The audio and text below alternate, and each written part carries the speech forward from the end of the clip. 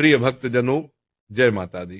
नवरात्रि के पावन दिन पूरे विश्व में शक्ति की साधना और माता रानी की उपासना का पर्व लेकर आते हैं। इन 9 रातों का हर क्षण शुद्धता, अनुशासन और आध्यात्मिक ऊर्जा से भरा हुआ होता है।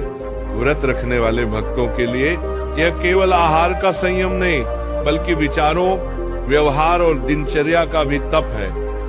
आज हम विस्तार से समझेंगे कि नवरात्रि के 9 दिनों में एक साधक की दिनचर्या कैसी होनी चाहिए ताकि शरीर, मन और आत्मा पूरी तरह माता दुर्गा की कृपा से भर सके। 1. ब्रह्म मुहूर्त में जागरण। नवरात्रि में दिन की शुरुआत सूर्योदय से पहले ब्रह्म मुहूर्त में करना अत्यंत महत्वपूर्ण है। लगभग 4 बजे से 5 बजे के बीच का समय सबसे शुद्ध और ऊर्जा से परिपूर्ण माना जाता है। नींद से उठते ही सबसे पहले माता का स्मरण करें और आचमन कर महत्वपूर्ण माना जाता है। देवी दुर्गाय नमः का जाप करें। इसके बाद गुनगुने जल से स्नान करें। स्वच्छ और हल्के रंग के कपड़े पहने। सफेद, पीले या लाल रंग के वस्त्र शुभ माने जाते हैं। 2. प्राणायाम और ध्यान। व्रत का अर्थ सिर्फ उपवास नहीं, बल्कि मन का संयम है। सुबह की शांति में प्राणायाम, अनुलोम विलोम, गहरी श्वास और ध्यान करने से मानसिक स्थिरता आती है। माता की आराधना करने से पहले कम से कम 15-20 मिनट का ध्यान मन को पवित्र और एकाग्र बनाता है। 3. पूजा की तैयारी। नवरात्रि के दौरान घर के मंदिर या पूजा स्थान को विशेष रूप से स्वच्छ रखें। कलश स्थापना के बाद प्रतिदिन सुबह और शाम माँ दुर्गा, महाकाली, महालक्ष्मी और महासरस्वती का पूजन करें। पूजन के समय गंगा जल, दीपक, लाल चुनरी, पुष्प, धूप और फल का उपयोग करें। दुर्गा सप्तशती, देवी कवच या सप्तश्लोकी का पाठ करना अत्यंत फलदायी है। 4. आहार नियम। व्रत में सात्विक भोजन का नियम सर्वोपरि है।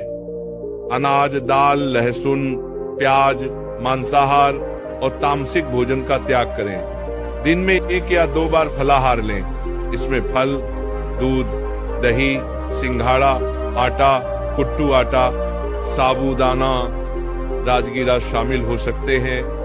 नमक के स्थान पर सेंधा नमक का प्रयोग करें।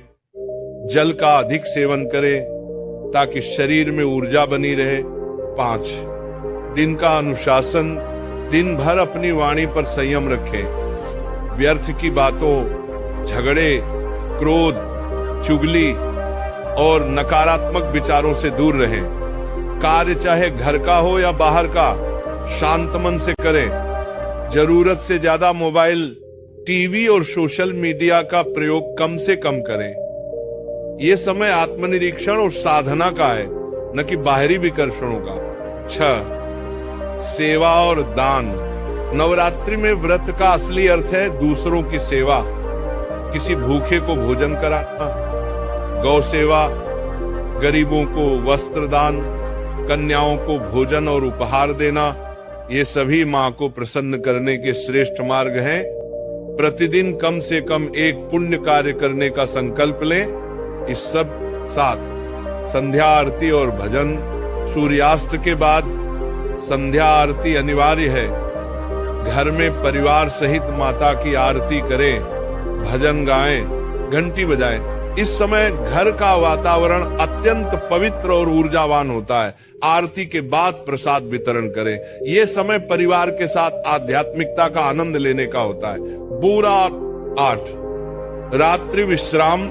दिन भर के व्रत और पूजा के बाद रात में हल्का भोजन करें, फिर माता का स्मरण कर विश्राम करें। सोने से पहले जय माता दी का नाम जपें। ये नाम जप न केवल नींद को गहरा बनाता है, बल्कि मन में शांति और संतोष भर देता है। 9 दिनों का संकल्प। पूरे 9 दिनों तक ये दिनचर्या बनाए रखना एक तपस्या है।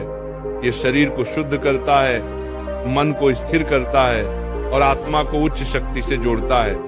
नवरात्रि का व्रत केवल देवी की कृपा पाने का साधन नहीं, बल्कि अपने जीवन को अनुशासन, सेवा और भक्ति से भरने का मार्ग है।